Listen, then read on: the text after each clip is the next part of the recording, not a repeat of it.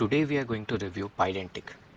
If you have used Python classes or Python data classes, Pydantic is definitely very similar to them. However, it is much more powerful because of its type hinting and data validation system. If we are building any web API or any web app, we need to validate the type of data. Let's say we are in the sign in page and we require the user to enter their email. We can definitely do it via some front-end validation, but often front-end validations are not sufficient. They are easily bypassable. In this case, Pydantic in the backend is much more reliable solution. When our API or app is deployed, it is open to the world. We There are all kinds of users. Some may not understand exactly what needs to be filled in. Some may be malicious user who might want to do some SQL injection attack. Basically, we cannot trust the web request data. In this case, Pydantic is definitely a very good solution to it. If we are not doing proper data validation, no matter how strong our system is, it is bound to fail. There are many more features in Pydantic which makes it essential even for FastAPI. Whenever I'm writing some FastAPI based API, 20 to 30% of the time I am writing Pydantic code. That's because Pydantic comes with lots of helper methods. Pydantic helps us utilize custom validators. Let's say I want the phone number to start with some digits, some particular digits. We can have that custom validation. The meaningful message thrown by Pydantic makes so much of sense. Enough talk. Let's jump in code and see Pydantic in action. To utilize Pydantic, we will first need to install it. So I'm going to quickly install it. Once it's installed, we can import base model from Pydantic. All our models, which are basically called schemas, Pydantic schemas, they will inherit from this base model and they will get all the necessary validation, type hinting support, all of the support that Pydantic provides. So let me create a class blog. This blog class, any blog would have a title which is going to be a string, and there would be an isActive flag which would be boolean value. Now let me try to create an instance of this blog with the title my title and the isActive flag that is going to be true. Let's quickly run it and see what happens. It looks like that it is just like normal classes. So why do I even need it? Let me show you the power of Pydantic. So I have defined that isActive is going to be a boolean value. So if I put some string value in the isActive flag, and if I try to execute the same code again, we get an error, and the error clearly says out that one validation error occurred for the isActive flag. Value could not be passed to a boolean. Thus Pydantic makes sure that input values respect the type hints. We can also have all the support for type hints like the optional parameters. Let me quickly show it to you. So if I have a description flag which could be optional, I need to import optional from typing. From typing, import optional. It is bound to be an optional string. The default value is going to be none. Let us again try to create an instance of blog, and this time we are going to print it out.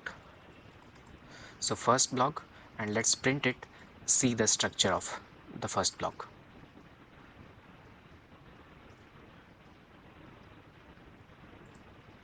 See, it says that it has created title.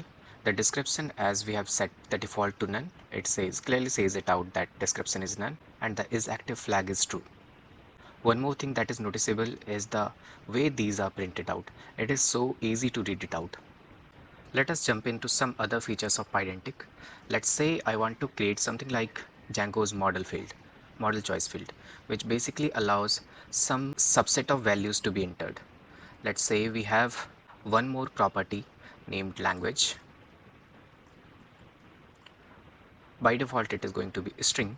Instead, let me create a completely new language class itself. That will be our own custom class. So class language, this is going to inherit from string, and the second thing would be enum. I would need to import enum, so from enum import enum, and now we can utilize the power of enums also. The very first property would be Py, which basically means Python. The second property would be Java. Finally, let's have one more property called Go. However, the basic convention says that we should make it in uppercase.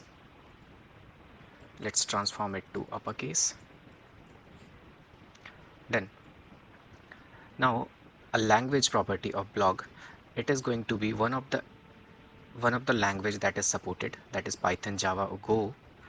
If we want to specify a default language, we can definitely do it by language dot, let's say Java. Let us again execute this program and see what is the default value that is produced by Pydantic. See, this is the object that is created by Pydantic.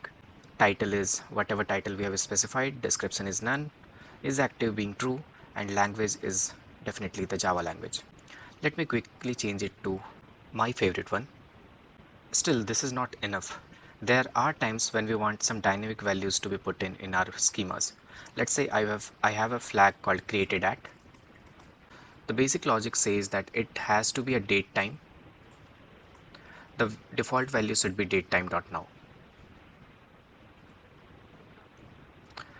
Let me import datetime so that we can work with it. So from datetime, import datetime. Looks like we are done. I would like to show one more thing to you. Let us create one more object, which will be second block.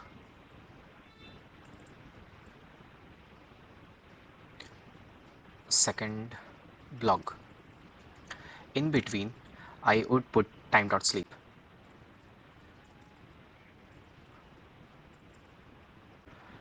The delay is of 5 seconds. This is to demonstrate that datetime.now. However, this does not work. It is because the datetime instantiation will be only when the module is imported. Let me prove it to you.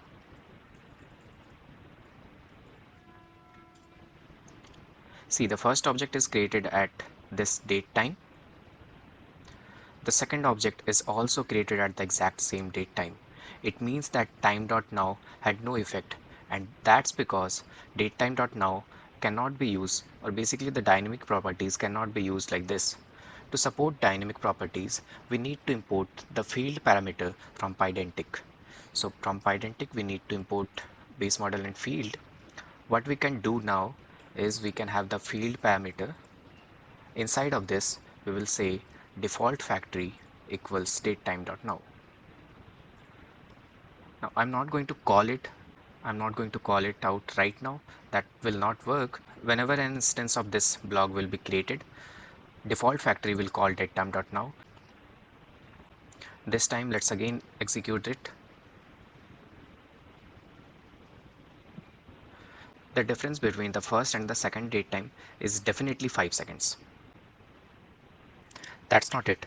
The field method is much more powerful. Let's say we need the title to be at least 10 digits, basically 10 characters long. So what we can do, we can have min length equals 10. Let me minimize the length of the titles. If I try to execute this code, it tells us that we need to ensure that the title field is at least 10 characters long. Had it been a numeric field, we could have used other parameters like less than equal to or greater than equal to. There are so many field validations that we have. You need to review the Pydantic docs to learn more about it. For now, let me remove this validation. Now let me show you one more beautiful thing about Pydantic, which is the helper methods that come with Pydantic. Let me first import the Pydantic file, Pydantic import Pydantic intro. Let me create an instance of this blog schema. So Pydantic intro dot blog. We need to specify the title, that's compulsory.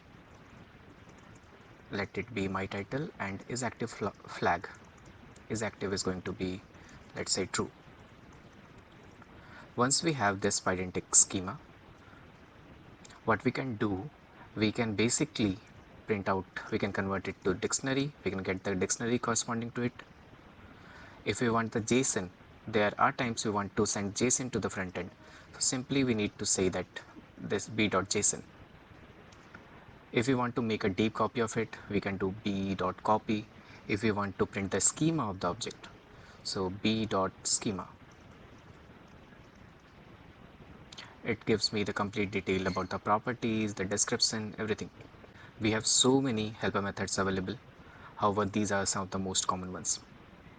One more thing that I would like to show you is the concept of nested Pydantic models. It is often extensively used in the real world. Let's say in every single blog, I have some associated comments. So comments, we can say that these are optional. What they can be a list of comment object. Now we need to implement this comment object. So class comment. Again, it need to inherit from base model to utilize the Pydantic support. All it has is a text field which has to be optional string. If someone likes to have a current comment, then it's okay. Otherwise, by default, it is going to be none. All we need to do to have a comment is to modify our first blog object. Let's say comments equals, as we have specified that it is going to be a list of comment object. So we need to give a list. I am giving a dictionary. It will be automatically converted to a comment object. My first comment, and that's it. Let's execute it. Okay, I changed the name of this file. Let me rename it to the same file name. It says that list is not defined. Of course, it is not defined. We need to import it from list, from typing itself. Yeah, so this is our comment object. We have got all the titles, is active, everything. We need to focus on this part. Comments equals the list of comment. If you want to have more than one comment, that's of course possible. Feel free to explore the Pydantic docs to learn more about Pydantic.